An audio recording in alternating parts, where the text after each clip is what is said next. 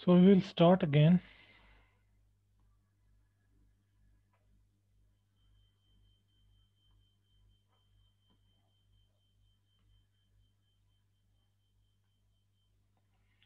So हमारे पास ये आ गया.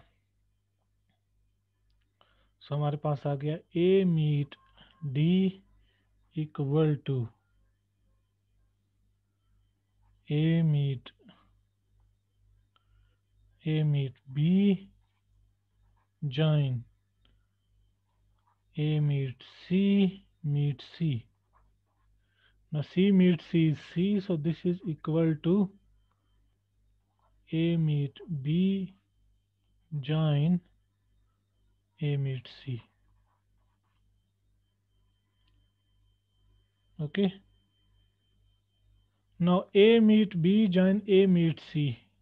If you see the one of the previous, हमने कहा था ना ये नॉन डिस्ट्रीब्यूटिव है, तो इसका मतलब ये स्ट्रिक्टली लेस देन है हमारे पास A meet B join C के. Okay. And A meet B join C is actually A meet E. अगर आप previous computation देखेंगे, so this is equal to A meet E. Okay. So what does it mean? A meet D is less than or equal to. So this means A meet D is less than, strictly less than A meet E. So this means D is strictly less than E. Okay. So therefore we have the following diagram, which we prove is the diagram of the lattice M5. Now we have the following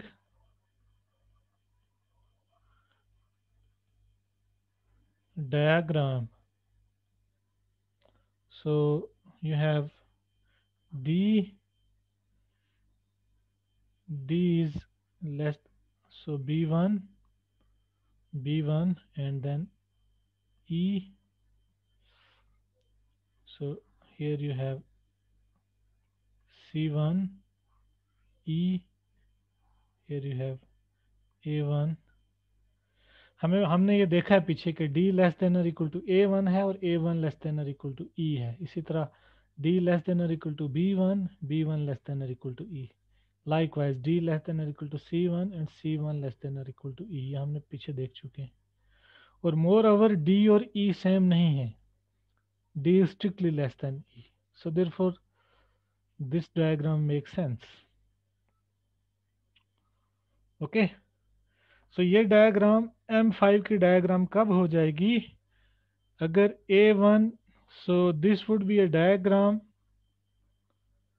this would represent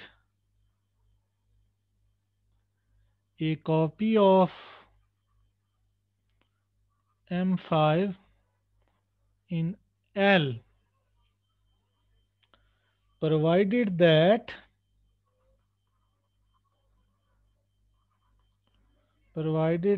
आपके पास A1 meet B1 ये D होगा और ये बराबर होगा B1 meet C1 के और ये बराबर होगा A1 मीट C1 के, एंड A1 जॉइन B1 होना चाहिए E के बराबर। इसी तरह this should be equal to B1 join C1 and this should be equal to A1 join C1। ठीक है, तो we will verify one case only and the others require similar arguments, and I will leave as an exercise for you. So we will verify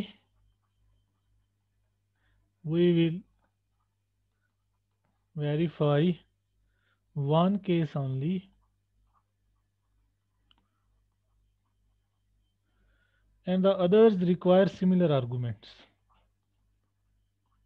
and the others require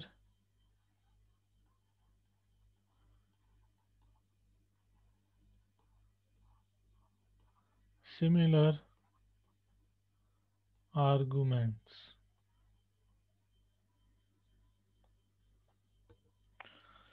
Okay, so first actually we will prove that A1 meet B1 is D. That is, we show that A1 meet B1 is D. Now start from A1 meet B1. Okay, so now A1 meet B1. So there are lot of arguments यहाँ हम apply करेंगे, बहुत सारे laws lettuce की definition के भी और modular law, क्योंकि हमारे पास ये लेटिस मॉडुलर है तो हम मॉडुलर लॉ भी अप्लाई करेंगे और लेटिस के जो एग्जाम्स हैं उनको भी हम अप्लाई करेंगे। So first I will just we will replace these by their respective values. So A1 की मैं वैल्यू रखूँगा A meet E join D, okay, then meet B1 की वैल्यू रखूँगा मैं B1 की मैं वैल्यू रखूँगा B1 की वैल्यू क्या है B meet E, small brackets रखो है, B meet E join D, B meet E join D। ठीक है भाई,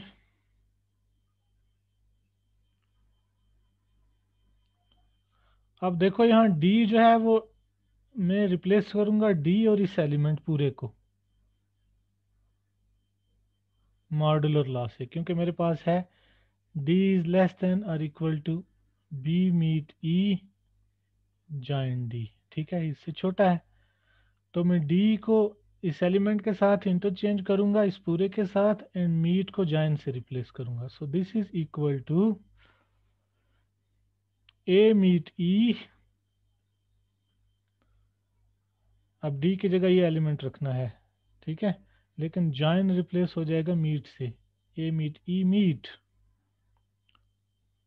B meet E join D, तो रिप्लेस कर दिया मैंने। ठीक है, और यहाँ मीट के बदले अब आ जाएगा जॉइन और इस एलिमेंट के बदले D आ जाएगा। This is by modular law, so by M means modular law. ठीक है, अगेन यहाँ देखो हमने पीछे नोट किया है कि D लेस देन और इक्वल टू E है। ठीक है, तो जब D लेस देन और इक्वल टू E है मैं E और D को इंटरचेंज कर सकता हूँ with the corresponding change of meat and join. So I mean modular law. So this is equal to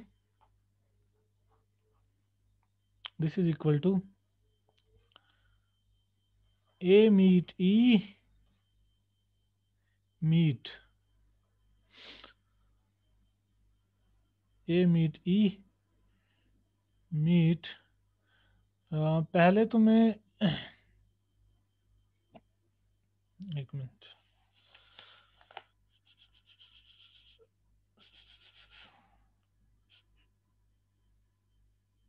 हाँ, अब ई और डी को मुझे चेंज करना है यहाँ पे, है ना। तो मैं लिखूंगा बी, मीट रिप्लेस हो जाएगा जॉइन से, डी के बदले आ जाएगा ई। ठीक, जो एलिमेंट मैं इंटरचेंज कर रहा हूँ वहाँ मैं उनको अंडरलाइन कर रहा हूँ, ठीक है। So B join D, meet E, okay, then join D again by modular law, ठीक है। अब मैं क्या करूँगा, this is equal to, these are just calculations actually but not straightforward, typical ones. So a meet e, हाँ, ये meet को आप आपस में कम्यूट कर सकते हैं, यहाँ तीनों मीट हैं तो मैं ई को पहले ले आऊँगा यहाँ, meet E, meet B join D, okay, join D, this is by property L1b, L1b।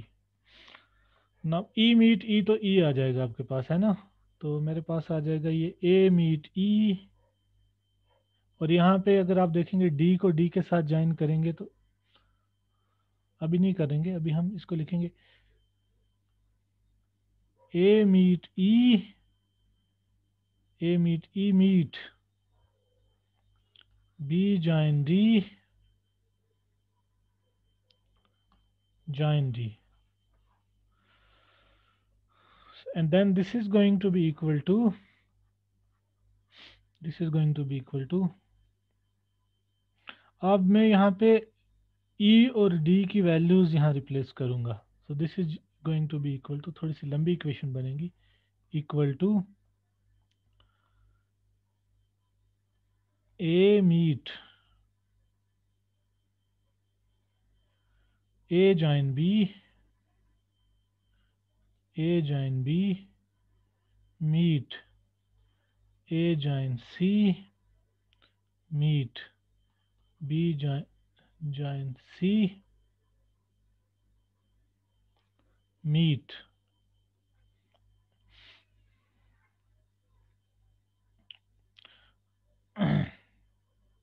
B join, अब डी की वैल्यू क्या है, A meet B join A meet C, join B meet C, okay, join B meet C, and then सबसे last पे, यहाँ पे मैं D को ऐसे रखूँगा, जॉइन डी, यहाँ पे रिप्लेस नहीं कर रहे हैं डी को। अब अगर आप अब्जॉर्प्शन लॉ देखेंगे तो ए मीट ए जॉइन बी ए आ जाएगा, इसी तरह फिर ए के साथ जब इसको करेंगे तो मतलब ये सारे की वैल्यू आपके पास ए आ जाएगी by absorption law. So you will get it as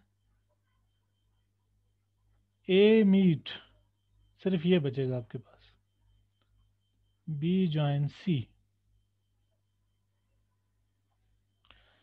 ठीक है। यहाँ मैं ए और बी को आपस में कम्यूट कर दूंगा, तो B join A meet, B join B meet A, B बचेगा और यहाँ से इसको भी इसके साथ कम्यूट कर सकते हैं। तो अब्जॉर्प्शन लॉ लगाते जाएंगे, फाइनली आपके पास बचेगा एक्चुअली सिर्फ ये, meet B join A meet C, A meet C join D, bracket bracket join D. यहाँ पे हमने रिपीटेडली L4 प्रॉपर्टी का इस्तेमाल किया है, ठीक है। अब हम यहाँ मॉड्यूलर लॉ का इस्तेमाल करेंगे,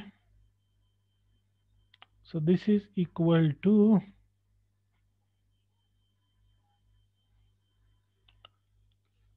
A meet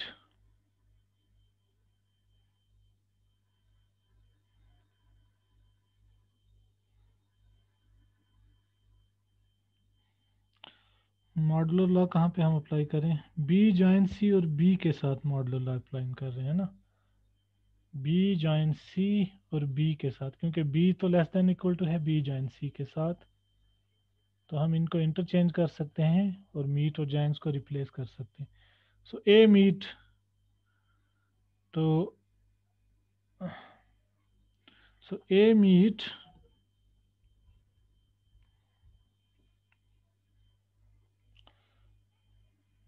A meet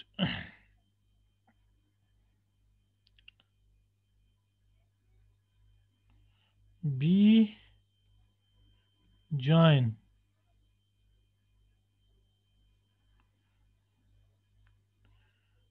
A meet B join। हाँ, अब यहाँ मैंने इस एलिमेंट को B के साथ रिप्लेस किया है, लेकिन मीट के बदले यहाँ पे क्या आ जाएगा? Join, join B join B join C meet, ठीक है ना, यहाँ पे मीट आ जाएगा, meet A meet C join D by modular law. ठीक है,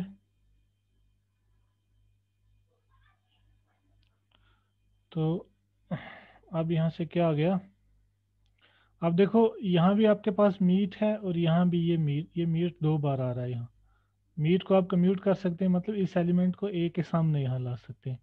जब ए के सामने लाओगे तो अब्जॉर्प्शन लॉ से इस पूरे की वैल्यू आपको ए मिलेगी actually. So this is going to be A meet, फिर ये रह जाएगा आपके पास A meet B join, A meet B join, join A meet सी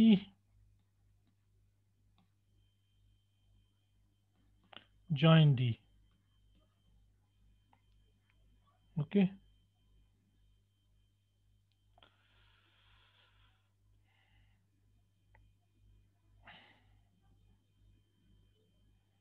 ठीक है। So A meet B, join A meet C, join D, and this is equal to, अब मैं इन पे एब्जॉर्प्शन लॉ, इस पे मॉडुलर लॉ लगाऊंगा, A और A meet C, क्योंकि मेरे पास ये है A meet C is less than और equal to A। So this is going to be, मैं A को A मीट C से रिप्लेस करूंगा, A मीट C, लेकिन मीट के बदले अब यहाँ जॉइन आ जाएगा।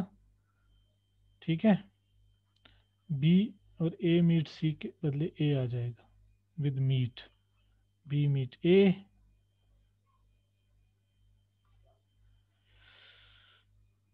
so A meet C join B meet A join D। और अगर आप D की वैल्यू यहाँ रिप्लेस करेंगे and after some steps you will get it D। यहाँ मैं छोड़ रहा हूँ थोड़ा, so you just verify this by just putting the value of D and applying some absorption laws and commutativities, so you will get it D। So what I get here, A1 meet B1 is D, so this, so thus A1 meet B1 is D. So the other cases are left for you. So exercise, verify the other cases. Okay. So if you have questions, please ask.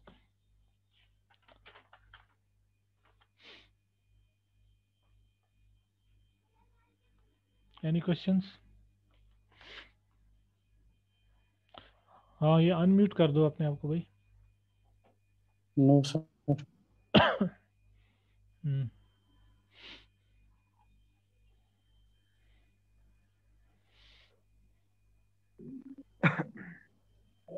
If you have questions, please ask.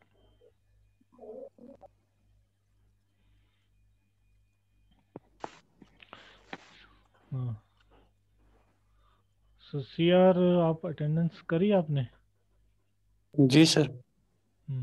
But attendance is subject to this ना, yes sir.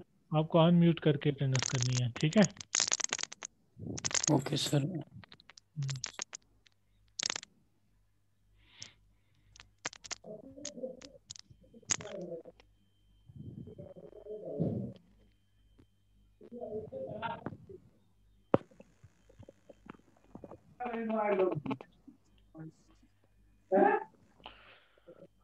आप अपना camera क्यों नहीं unmute कर रहे भाई? तभी camera भी अनम्यूट करो।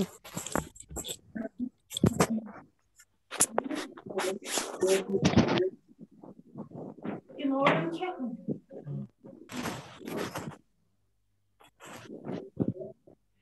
समझ में आ रहा है भाई सबको ये? जी सर। चलिए ठीक है, वेरी गुड।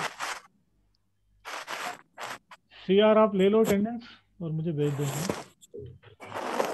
मैं जो ओके सर। एक्सरसाइजेज में छोड़ रहा हूँ, आप वो करें, ठीक है? जी सर।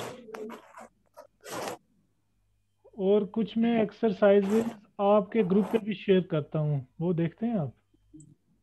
जी सर, वो देखे थे। हाँ, वो भी देख लें।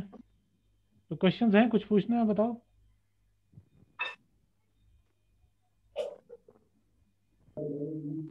हम्म। रोल नंबर 26, कुछ पूछना है? Question, any no question? Sir.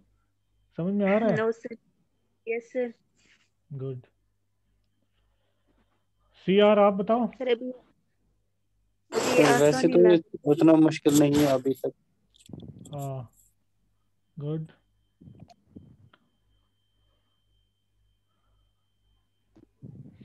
चलो ठीक है, see you in the next class.